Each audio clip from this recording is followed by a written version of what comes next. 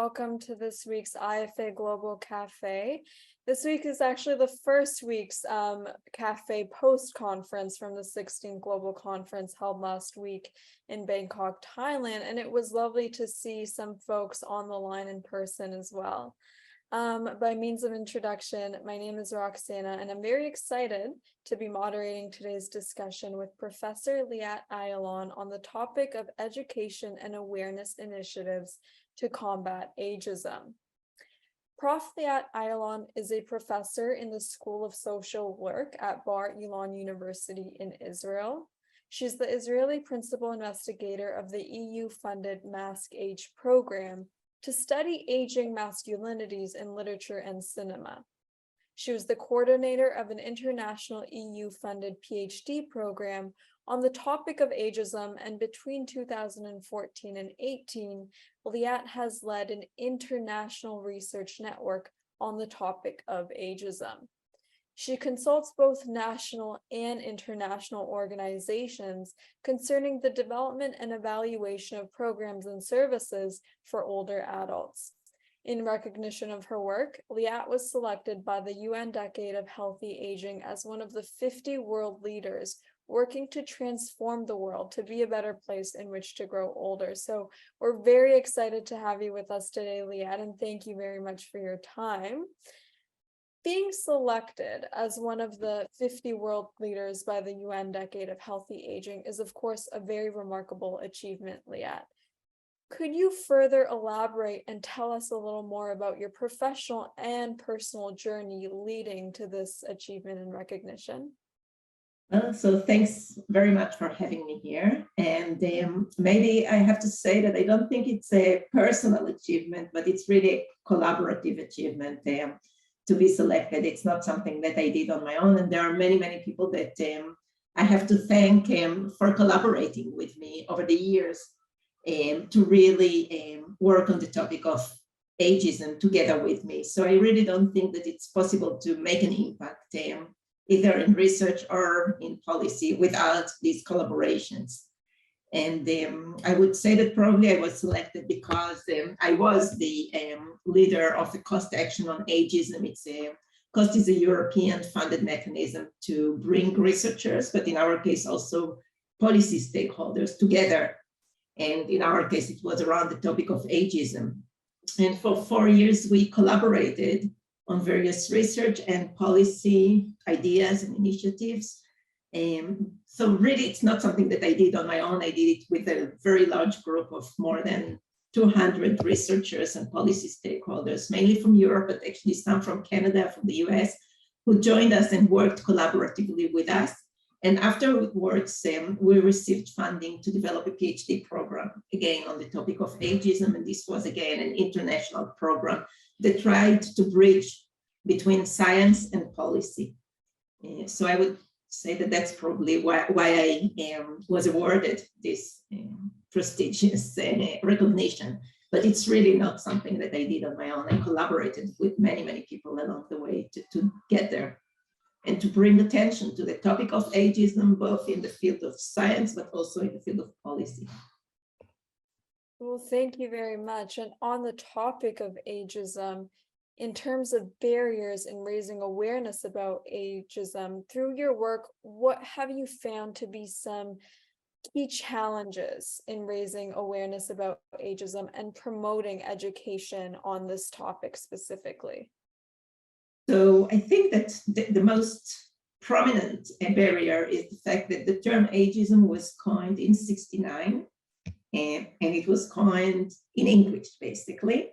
And perhaps in English-speaking countries, people are quite aware of the term, but still I would say that the recognition of the term even is probably substantially lower than the recognition of the term racism or sexism, which are the other two big isms. However, if we go to non-English speaking countries, I would say that in many countries, there is even no term to describe what ageism is. And even if there is a term, not everyone knows the term. So I think that's a major barrier. I can say that when I started, when I was trained in the US, and when I moved back to Israel after obtaining my PhD and doing my postdoc, I started teaching at the university, and I'm a gerontologist. I was teaching a gerontology class, and I didn't have the word in Hebrew. And this was about less than 20 years ago. I didn't have the word in Hebrew.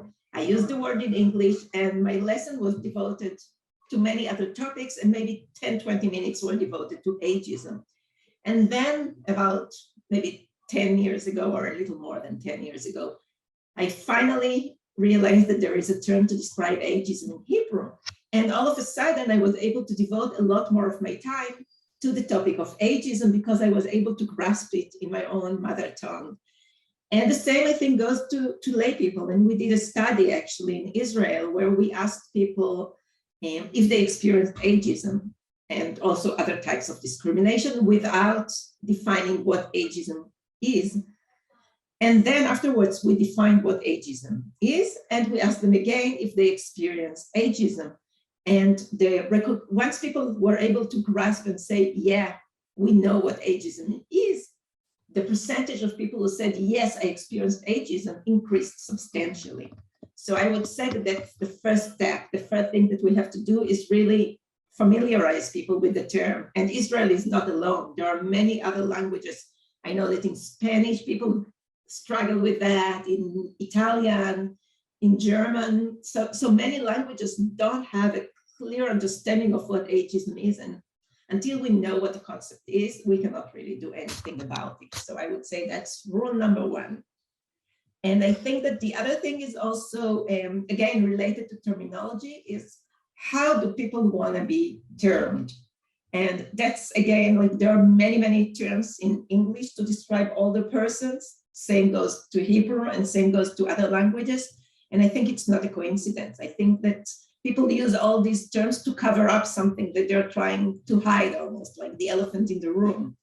And I think that we have to really, when we're speaking with people and when we're speaking about people, we have to know what term they want to use.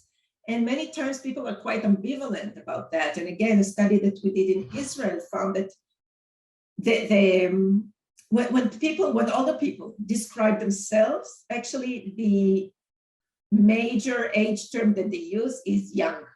That's the term that they use when they're describing themselves, when they're discussing themselves. And other than that, they're using many other terms, but no age term to describe themselves. However, when we asked them how they would like to be termed, they like the term senior citizens, which I know actually from my colleagues in Australia is considered almost a derogatory term. Like that's a term that a researcher that I worked with in Australia was saying, oh, that's a term people should not be using. So I think that's another struggle that we have. How do people want to be termed? What terms are not derogatory to the people that we're working with, to the people that we're trying to advocate for or with? So I would say these are the two main challenges when it comes to ageism. Thank you very much for that. And I encourage folks to type any questions they may have in the chat. But moving from some of the barriers into opportunities, Liat, through community building efforts, what would you say some opportunities exist to dismantle ageism, not only through research, but also with policy solutions? Well, I do think that the fact that the WHO has taken the topic of ageism under their umbrella and started in 2016 to develop a global campaign to combat ageism has made a difference. I know that when they started, they were talking about starting in 2016 and ending in 2031 because it takes a long time to make a social change, and clearly it does make a long time to make a social change. But I think that the fact that they have taken this topic and are trying to advocate for the topic and have so much educational materials and have raised awareness, I would say that that's a tool that we can all use. Because nowadays, when policy stakeholders, for instance, in Israel, are calling me and asking what should be the priorities, it's very easy for me to point them to the UN decade and say, these are the 4 pillars. This is what we have to be doing. This is why we have to do that. So I think it's a lot easier to collaborate with policy stakeholders once there is kind of an international consensus around topics that should be addressed. And ageism right now is one of them, and it wasn't the case a decade ago. Thank you very much. And would you say there are any specific strategies or interventions that you found to be effective in combating ageism and promoting just more a positive perception of aging? Also, because I'm a researcher, I will go to the research. And I think that what research has found was that education works, intergenerational contact works, and legal intervention works. But so I think that's like the broad picture, but then we have to break it down. And I think that when it comes to education, based on the research that I've seen, I think there is still a long way to go, because we really have to understand how specific we need to be, or maybe general. Like, can we really use a one-size-fits-all approach to different countries, to people of different age groups? Or do we have to really tailor our intervention if we want to make a difference? And I think we're not there yet. I think that the quality of the research has not been good enough. So it points to directions, but not specific enough. Another area that I think needs more attention is self-ageism. And in our own research, when we spoke with older persons, this was something that they kept bringing, that it's really important not only to address ageism directed by society towards older people, but also the way older people view themselves is substantial and impacts them in substantial ways. And I think that the WHO report has not addressed that. So that's a lacuna, I think, that we have in terms of how to really help older people age better by helping them see their aging in a more positive way. Do we have to do that early on? Because we know that the way that people think of themselves is something that has been developing over the years. So if we, for instance, meet children, and that's something that I'm doing now, meet children when they're still young, and try to employ educational interventions and intergenerational contact, is that something that is going to affect their aging process? Or maybe we can already also meet people when they're older and try to make an impact through educational interventions. And I think that this is a question mark, because there hasn't been a lot of research on that, on self-ageism. But with regard to ageism directed by society, certainly educational intervention and social contact, intergenerational contact, have shown to be effective. Thank you. And again, I encourage folks, every time you have a comment or question, please submit it in the chat and we'll make sure to get to you. And for you, Liat, in the context of knowledge translation in aging research, how can researchers just more actively work to translate some of their research just into more concrete policy action? Well, so I started today by talking about language, and I think that language is really important. I can say that personally, I'm very much interested in policy, but many times when I go to policy conferences or listen to policy stakeholders, I don't grasp it, because I was trained as a researcher, and we are talking different languages almost. We're thinking a little differently. So I think that learning to listen to the other side is a first step, and then talking back with the other side is a second step. I really think that we need to learn a new language as researchers before we are able to communicate and really collaborate with policy stakeholders. Definitely there needs to be like a strong desire to do that. You know, if you don't want to do that, it's not going to happen. But even if you really want to do that, you still have to go through the barrier of being trained in a completely different world and thinking differently. So it takes a while, I think, before researchers and policy stakeholders can start communicating. And if I stay in the language area, I can say that for people who are not English speakers, it also requires speaking your own mother tongue, because for me, for instance, in academia, we are expected to work in English, to publish in English. However, policy stakeholders, local policy stakeholders, do not read English-speaking articles. They would read Hebrew-speaking articles. So I think it's also my duty to speak with my own local community and with my own local policy stakeholders. rather than stick to English, which might get to the international audience, but is not going to be interesting or not going to be relevant enough or not going to be accessible to policy stakeholders in my own country. Thank you very much. And I see Cynthia, actually, you posed a question in the chat. Would you like to unmute to pose your question? Yes. Oh, Liat, I always know I'll hear something fascinating that really makes me think. But what I was thinking as you're talking is, as a researcher, let's say you had your crystal ball and you had unlimited resources. What kind, it would clearly be a longitudinal study. What kind of research study could we really look at in designing to look at the impact of the early intervention with generations who have already addressed or been infused with the educational knowledge of countering how they act and feel about ageism, to convey it to younger generations differently. Just a fun, resources aren't an issue, crystal ball, what would you say? Well, I would start by saying that we have some challenges doing that. To begin with, the measurement is a challenge. You know, we found that that the measurements are not solid enough. There is no good psychometrics, no good cross-national comparative data. So I think ageism is really complex once you start thinking about it. Like when you're thinking about it just as a term, then it's kind of easy. But then when you're understanding that ageism is going to look differently in different contexts, in different intersections with sex, with race, with education, with physical health, and so forth. So I think the assessment, but also the intervention are going to be quite different depending on context and intersection.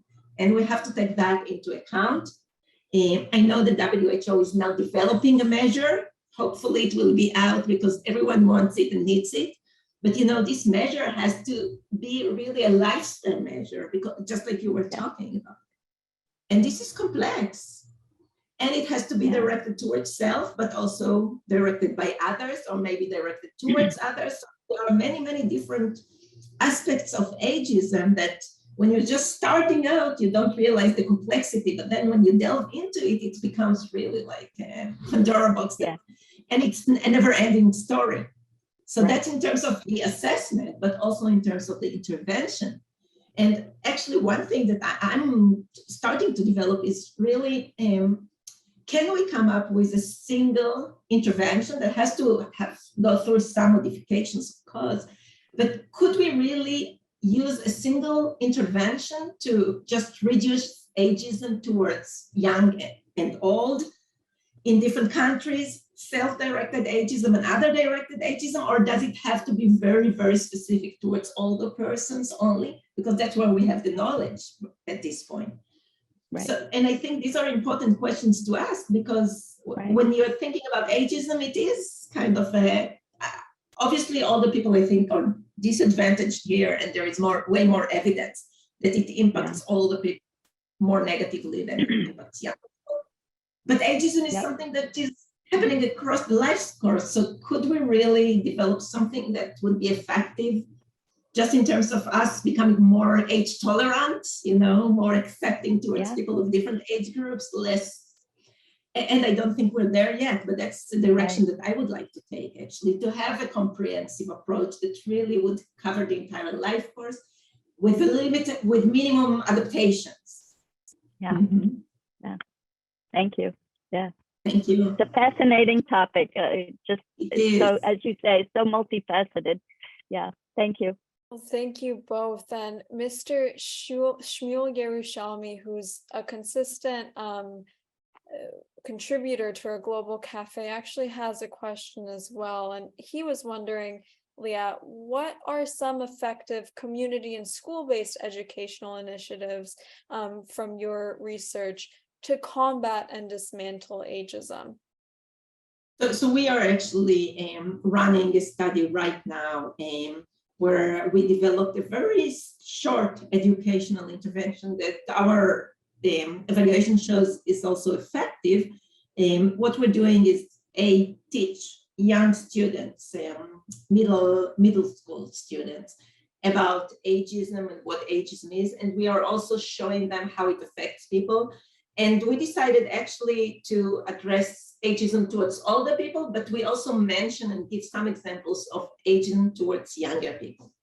And afterwards, the second session involves teaching students about activism and social media, and they could probably teach us about social media, but we're trying to teach them about activism in social media, and really working with them to produce memes and to produce messages that they can then deliver in their own social network around ageism. I can say that what we found was that the students actually end up mainly producing messages with regard to the impact of ageism on themselves rather than on older people. Even though our entire session or most of our session is devoted to older people, the students relate to the concept, they understand it, but then they prefer to convey messages about how ageism impacts them. But what we're trying to do here is really to go broader, a way not only to concentrate on the students who study in that particular class, but to really reach their own social network through their activism or by encouraging them to become activists. And basically, our research shows that this is effective, and I think that it has, again, a couple of layers, because it's not only the students who participate in the workshops, it's also the people who administer the workshop. So these are actually university students that have gone through a special workshop teaching them about ageism and how to administer material related to ageism. And it's also the teachers who are exposed to that. So we are evaluating all these levels of people who are involved in this intervention to see the effect on them as well. And we're hoping that we're reaching larger circles this way. Well, thank you very much. And thank you everyone for all the questions. I also see Ms. Frances Zainoida, and you posted a comment in the chat. Would you like to unmute to speak a little bit more about some of those comments to Liat? Yes, thank you very much. My comment was on language, and I'm so happy and thankful that you've explained the importance of language and how you're dealing with it. And I think you've already covered my question largely. Yes, Butler coined the word ageism to apply to older persons, not to the young.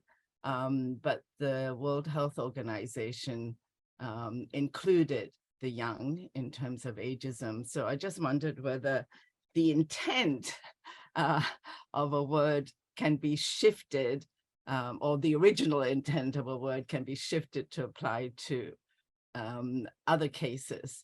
At the UN, there was a General Assembly resolution that actually stated that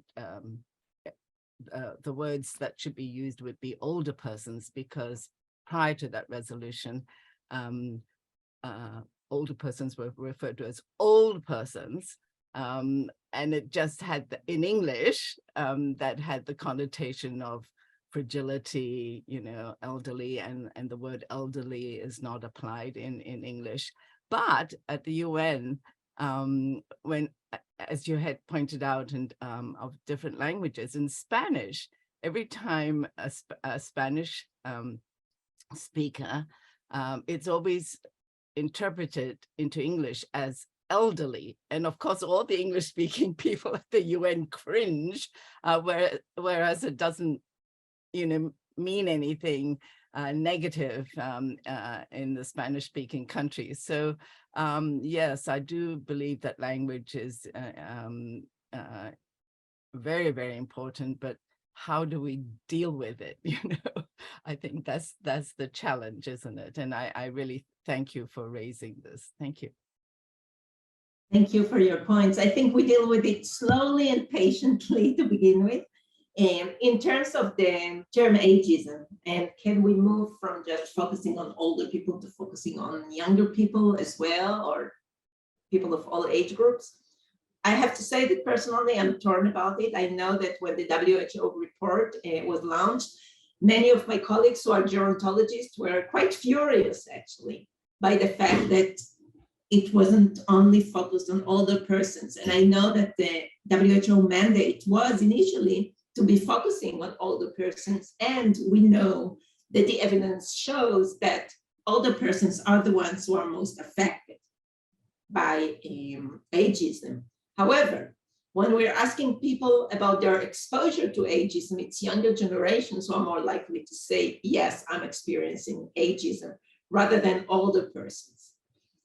So ageism is there as well, and maybe it's there just because, you know, when we're asking people, it's their own subjective perception, and maybe younger people are just more likely to say that there is something wrong with the way they're being treated, whereas older people have already internalized negative messages and the negative approach and are just more likely to accept it as is without questioning it, without saying this is ageism. So that's one explanation why ageism is more prevalent or more likely to be reported by younger people. Another explanation that it's there. Based on my own work, I can say even the study that I was describing briefly about the intervention that we're now doing in schools, it's very clear that school-age children grasp the concept better once it applies to them. They relate to it more. However, is it really gonna help us also shift their attitudes towards older people? A little bit. We're seeing some change as well in their attitudes towards older people as a result of the intervention. So maybe the advantage of having a more comprehensive approach to what ageism is that people of all age groups can identify with the term, can relate to it, maybe can care about it and want to do something about it. So maybe that's an advantage of having a more comprehensive approach, but I'm not sure. And in terms of your other point about the term elderly, for instance, I know that actually even English speakers who are not in the field of gerontology would many times, you know, recently I sent an abstract to a conference that is not in the field of aging, and they immediately changed the title from older persons to elderly, and I had to go back to them and say, no, the term elderly is ageist, please go back to older persons. So again, I think that it's an educational activity that we have to take and keep going, because people who are not in the field would still go back to elderly. But as I was saying, it's a complex thing, because maybe elderly is not something that people would choose. But as I said, older Israelis like the term senior citizens. They want to be termed senior citizens. They're not using it on themselves to describe themselves, but they want to be called like that. So we have to be, I think, mindful of how people want to be called and what name they want to use, and not have a priori decisions for them or for us. Well, thank you both very much for that. And I see Miss Hava Bugadric-Lightman, you posed a question in the chat. May I ask you to unmute to further elaborate? Yes, thank you for the term. I'm speaking from Vienna, Austria. I don't know a better term in German. Maybe somebody can help. But what I wanted to ask, I think it's also from which side you are looking, because when I was 15, a 30-year-old person was very old for me. Now that I'm 80, I think a 60 years old person is young. So how do you define? And here in the German-speaking country, it is the definition 60 for women, 65 for men. Do you think it can still be applied? I think this definition goes ages ago and it's not valid anymore. So how do you think about it? I think you're totally right. I think that it's really complex, actually, because there are many different types of age that we can talk about. So the easiest for us would be to go with the definition. For instance, in Israel, it would be the National Insurance Institute decides that it's that age for men, that age for women. That's an easy definition, but it's meaningless, other than the fact that it pays our pension at a certain age, right? And then there is the subjective term on how we perceive our own age. And this is actually quite meaningful, and research has shown that the way we we decide on our own age is telling. It's telling something about how long we're going to live, how healthy we're going to be, and so forth. So usually people have a younger subjective age. So even if they're 80, they might think they feel like 70 or 65, and that's a good thing, to feel younger than what you actually are. So there is the subjective age, there is the biological age. So there are different types of age. And as you said, I think that the definition of old age also is going to vary based on how old we are. I can say that based on the European Social Survey, that is a very large survey that was conducted in, I think, quite a few countries in Europe, maybe 19 or 20 countries in Europe. They found that the age where people think that old age starts is 64. But as you grow older, you're more likely to think that this age is way older than 64. And that's good, that's adaptive for us, especially because we think negatively of old age. We do think, like most of us still have this bias. And I always say that there is the World Value Survey evaluated people's attitudes towards aging. And based on the World Value Survey, the WHO has said that there is 1 in 2 people report being ageist. But I think that it's 1 in 1 if people are not lying. You know, we are all ageist to a certain extent because we've all internalized these ageist messages. And I think that it's always a struggle to decide when our subjective age, when we're talking about our own subjective age, when is it beneficial to say, I am 80, but I feel 60? Is it beneficial? Yes, I think that research has shown that it's beneficial, but to some extent, you can say that it's also self-ageism that plays here, because you could just say, I'm 80, I feel wonderful, but we're not doing that. We're saying, I'm 80, but I feel 60. So I think that it's even the use of subjective age is an indication of negative messages about old age that we've all internalized over the years.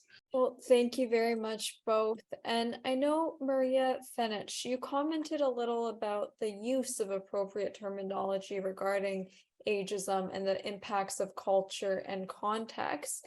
Would you like to elaborate a little more on your comment with us all, please? Yes, sure. Thank you. Thank you, Leah. So look, I'm from Malta, right?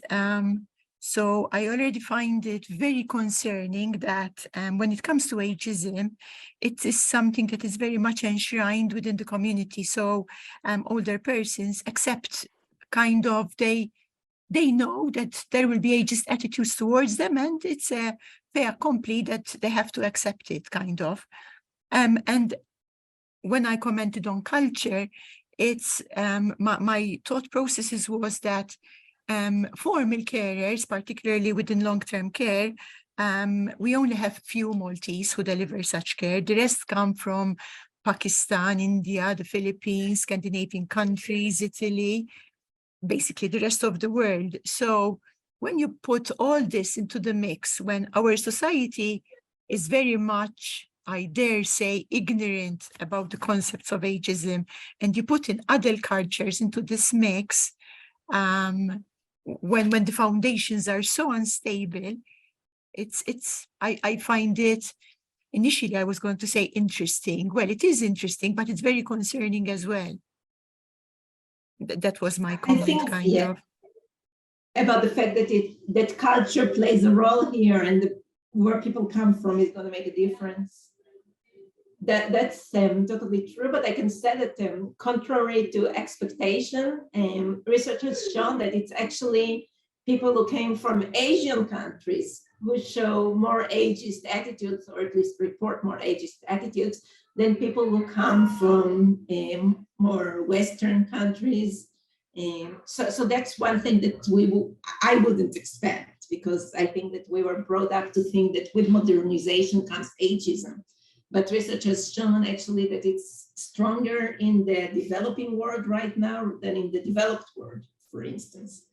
But I think that's not the only context-related issue that we have to pay attention to. We also know that ageism is going to manifest differently in different contexts and in different intersections. So I think that we are all quite aware of the fact that ageism is not going to look the same for men and for women. And it's very easy to point to the media and say that women are disadvantaged there, right? We're not going to see a 70-year-old woman. If we see a 70-year-old woman, she's going to have her hair dyed. She's going to have her wrinkles covered and concealed, whereas men are allowed to continue to be on TV, to be in the movies, and to age there, you know, with their silver hair, which brings attraction even, or appeal. So that's one thing that we are all aware of, but research has shown that this intersection between ageism and sexism operates differently in the workforce, so that women actually many times manage to escape this negative bias towards older people and women. And when they are older, compared to older men, actually they seem to be less threatening.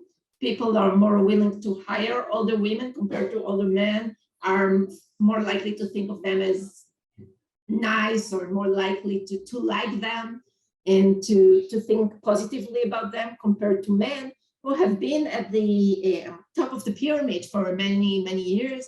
But then in old age, we have this concept that they should move away and give the right of the way to younger people.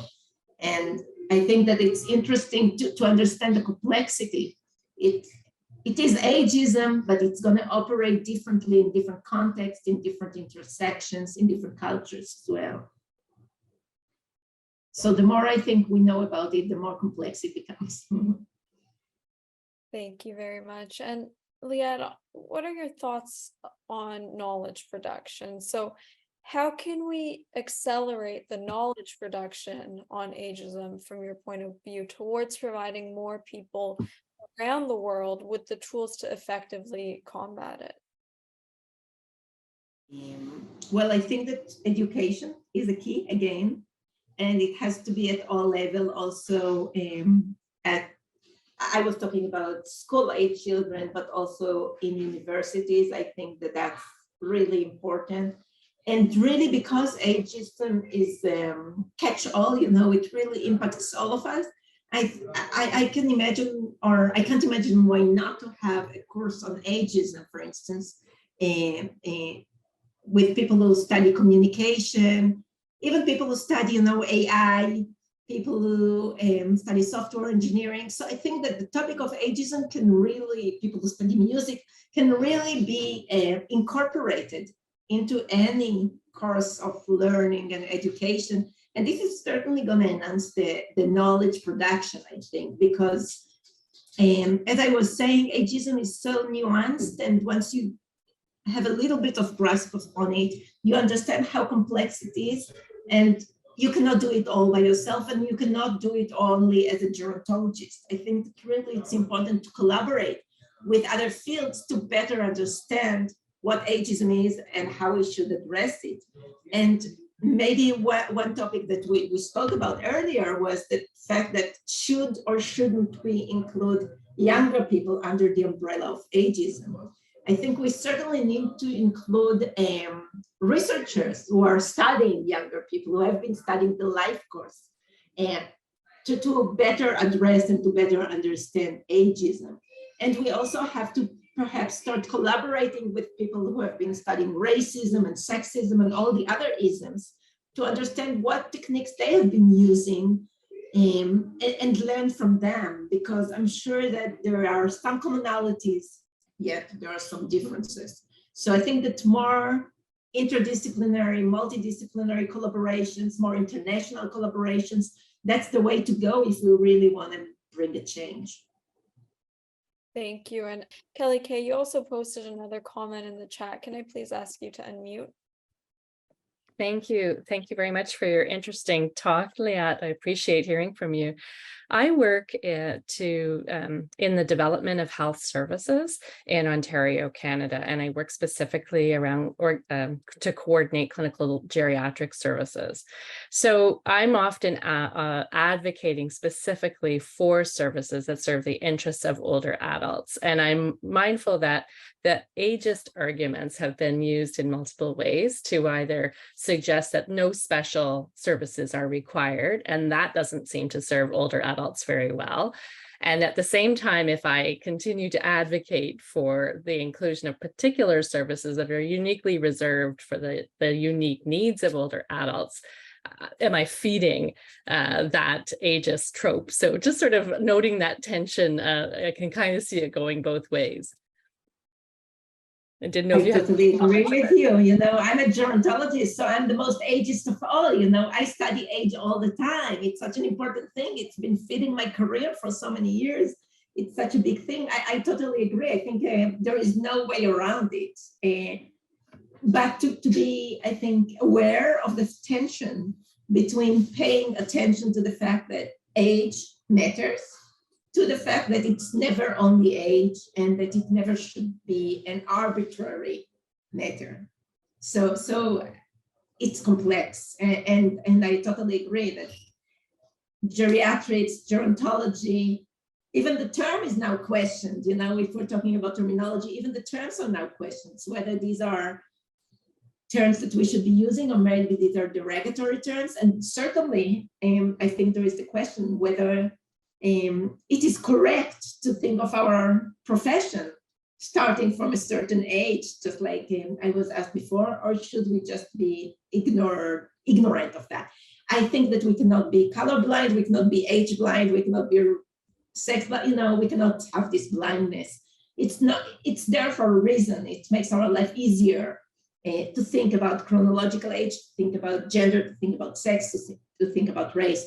But then once we have made the easy way around and have made our life easy by looking at these attributes, we have to take a step back and start questioning our assumptions and see whether we can be a little more complex. And I can give an example from Israel. For instance, there is now an exempt from standing in line for people over a certain age. And this is certainly an ageist law, I would say, that tries to benefit older people, but it is ageist, and I'm thinking that maybe if we had taken a little more complex approach to it and not looked only at age, but on other attributes like physical ability, maybe we would have been more nuanced and certainly less ageist. However, it's easy for policy stakeholders to take the approach that they're trying to benefit a group and just use age, which is a simple solution. And same goes for being a geriatric physician. You know, some people, and we know that the previous question was about culture. We know that WHO is talking about old age in Africa is starting at 50 or 55. So it's never just chronological age. And I think that's what we have to keep in mind, even though we are paying attention to chronological age and to age in our work. Thank you very much, Liat and Kelly. I know, Eileen, you posed a question in the chat. May I please ask you to unmute to further speak on that? Thank you very much, Rosak, and thank you, Liat, for I think it's a very worthwhile discussion, because you're highlighting the nuances and the whole issue. But one of the things, have you any of your research involved just putting out a cold call to older persons under the topic of ageism, with nothing else tagged onto it, and what sort of response has there been?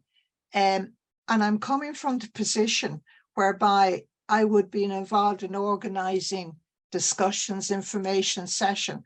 And what we're finding is that, and this is anecdotal, it's not scientifically researched, is that when the topic of ageism is a sort of included, there's a question mark, and why do we need that? Because in Ireland, Age Action Ireland has done some research of which they found that 67% of the people hold at least one ageist opinion. And men are more likely, unfortunately, this is a gender finding, hold ageist opinions than women. And in particular, the biggest finding was that people over 75 years of age are 3 times as likely to hold ageist opinion compared to people between the 55-64 year age chronological age group. So that's research is up on Age Action Ireland. So have you done the cold call? What sort of response and what initiatives can we get around encouraging? I think that your findings really correspond with what I was talking about, how other people have already internalized these negative messages, and it's so easy for them to express them about themselves, about their peers. And as I was saying, I think this is a really important lacuna that has to be addressed in research to intervene at the way all the people see themselves. And I think we have not done enough about that. The research shows, for instance, that priming can be effective, like showing people very quickly without them even realizing that they see that. Positive messages about age and old age can be effective more than just showing them the positive message while they are completely aware of getting this message. However, I don't think that priming is such an ethical tool that can be used, like showing people subconsciously positive messages about aging is not something that we will be employing, I think, at the public level. So I really think that this is an important population that has to be addressed because it really impacts their life and living. And we've not done enough about that, about addressing ageism in older people. I also think that the more people become aware of ageism, the more we're going to hear about it. So the more people understand what it is, the better we are at educating people, the higher the rates of ageism will become rather than lower. So that's something that we have to expect as well. Well, have you sorry, Rosa, have you actually just sent out an information to say, listen, we're having a talk on ageism, and then to a group of older adults and just see how many turned up? If I've done that, no, I have not done that. Actually, right now we developed a website with information about ageism, and we are just starting a study where we are advertising the website in 2 different ways. One of them is a negative way. We are saying, we're sending a message to people, there is no entry after the age of 60, and we want to see who's going to enter that website. And the second message is no discrimination based on race, sex, sexual orientation, and age. And we want to see who's going to enter that. So that's something that we're trying to see, whether a positive or a negative message is attracting people more, and what it is that they will be looking on the website. I think that, as I said, at least in Israel, it will be hard for us to just send out a message saying, let's talk about ageism, because people don't know what ageism is. I'm also not sure that just talking about ageism is the right thing. Like, I want to activate people. So maybe not just let's talk about ageism, let's do something about ageism. Let's see how we can address ageism in ourselves, in our social life, among our friends. I will try to be more active in the approach to people by inviting them to do something about ageism rather than just talk about it. Well, thank you very much, Eileen and Liat. And I see Miss Frances Wilkinson, you posted a comment in the chat as well. May I please ask you to unmute to further speak on it? Sure. Yeah, it's just, I think this is a great talk. I really found it very interesting. And the whole language issue is really important. There is a difference in my mind between ageism and all these other isms, because those of us who are in the women's movement, we're always women, or most people are, and you're always of a racial group or whatever, but age is something you grow into. And often I find, well, while we appreciate the role of younger people, very often it's younger people that are speaking for the older part of the population. And my experience has been that people in their 50s and probably 60s aren't thinking about ageism very much and aren't very interested in it. And by the time they're in their 80s, they're less likely to be out advocating for themselves. And so, and I put an example here that she's a lovely person, she's doing a great job, but in fact, the Minister of Seniors in Canada is the youngest person in our cabinet. And this is kind of a, to me, that's sort of a problem, because I feel like older people should be speaking for themselves in this issue. I think that you're pointing to something that I've been grasping with, actually. And I started in the field of gerontology when I was younger, obviously, and I'm actually turning 50 now. And although 50 might not be 70 or 80, it still does not feel the same as being an older person's advocate at the age of 25 or 30. Mm-hmm. And I have to say that to me, I almost feel like maybe I'm becoming, like before that, I felt like I was fighting for a cause selflessly. And now I'm feeling like I'm almost turning to become selfish. So I'm almost feeling uncomfortable to work in the field, to serve my own purpose, to be my own advocate, just because it's something that is contradictory to who I am, you know? That sounds like self-ageism. No, it's not the ageism part that I'm struggling with. It's the fact that it was very nice to be advocating for a cause that is not affecting you. Although I knew in the back of my mind that it will be affected. But now that I am almost there, or there, depending on who's chronologically, who's counting when old age starts, then I feel uncomfortable about fighting for myself. And I was speaking with another colleague, and she was saying the exact same thing. She actually moved to younger children because she felt like it was uncomfortable for her to study aging when she turned an older person. So that's one thing that I have to say. But the other thing is, I'm actually, well, right now Israel is a volcano. You know, I don't know where you are, but there are protests like 4 or 5 days a week right now. And older people are very active in the protests. And because I'm very active in the protests, I started studying older people who are protesting. And one thing that we found was that older people who have been protesting, and you know, some of the people that we spoke with were really the national leaders among the protesters. Still, to them, the protest was inadequate, incomplete, not enough until younger persons joined. Mm-hmm. So they really viewed and there were many quotes, many people who said the same thing, that young people should be at the front and older persons should be the supporters of the protest. And I think that it's this mentality, and this is self-ageism, right? And it's this mentality that probably also fits into our battle against ageism. So there is this mentality that it's younger people who have to do the job, younger people bring the energy, and these are quotes, and these are messages that I heard from protesters in Israel. So younger people have the energy, they have the ability, the physical ability, the stamina, but also the prestige. And when it's only older people who are fighting for a cause, then the cause is not good enough. It's devalued.